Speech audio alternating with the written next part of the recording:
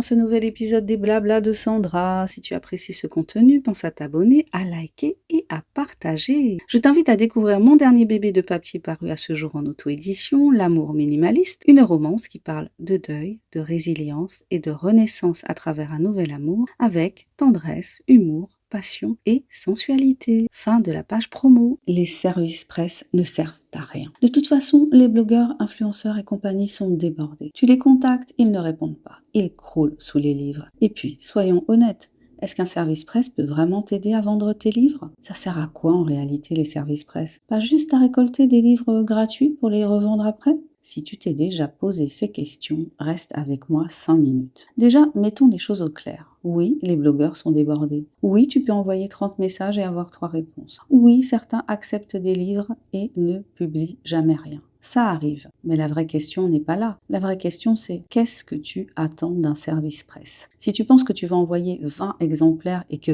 miracle, tes ventes vont exploser, tu vas être déçu. Un service presse, ce n'est pas une machine à cash, c'est un outil de visibilité. Et la visibilité, ce n'est pas immédiat, ce n'est pas mesurable en 48 heures, ce n'est pas toujours traçable, mais ça construit quelque chose. Quand quelqu'un parle de ton livre, ce n'est pas juste une vente potentielle, c'est une preuve sociale, un contenu que tu peux repartager, un avis extérieur, une crédibilité. Et ça, surtout quand tu es en auto-édition, ça vaut beaucoup. Parce que toi, tu peux dire que ton roman est génial, mais quand quelqu'un d'autre le dit, ça change tout. Maintenant, soyons lucides. Oui, il y a des comptes qui collectionnent les services presse. Oui, certains ne lisent pas. Oui, certains disparaissent.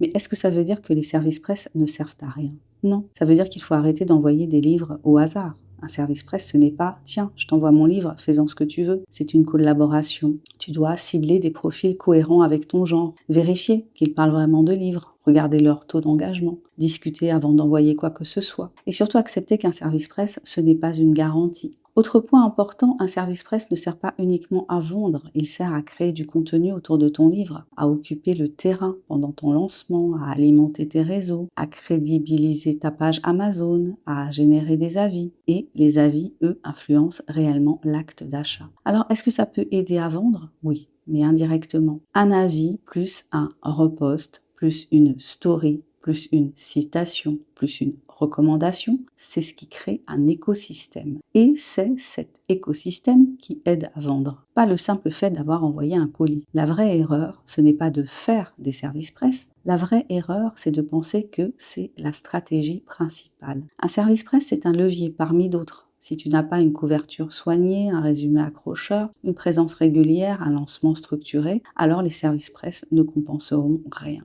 Mais si tout le reste est solide, ils amplifient. Donc non, les services presse ne servent pas à rien, mais ils ne servent pas à tout. Et si tu les fais, fais-les intelligemment. Moins d'envoi, plus de ciblage, plus de relationnel, moins d'attentes irréalistes, parce que le vrai moteur de tes ventes, ce ne sont pas les services presse, c'est ta stratégie globale et toi. Si cet épisode t'a fait réfléchir, pose-toi une question simple. Est-ce que tu fais des services presse pour espérer ou est-ce que tu les intègres dans un plan? À toi de voir. Merci d'avoir écouté cet épisode des Blabla de Sandra. Si tu as aimé cette réflexion, n'hésite pas à partager ce podcast et à me dire quel est ton point de vue sur la question. Je te dis à très bientôt pour un nouvel épisode des Blabla de Sandra. Allez, abonne-toi, commente si tu l'oses, like et partage. Et pense à découvrir mon dernier bébé de papier paru à ce jour, L'amour minimaliste, une romance qui parle de deuil, de résilience et de renaissance à travers un nouvel amour avec tendresse, humour, passion et sensualité. Bye bye!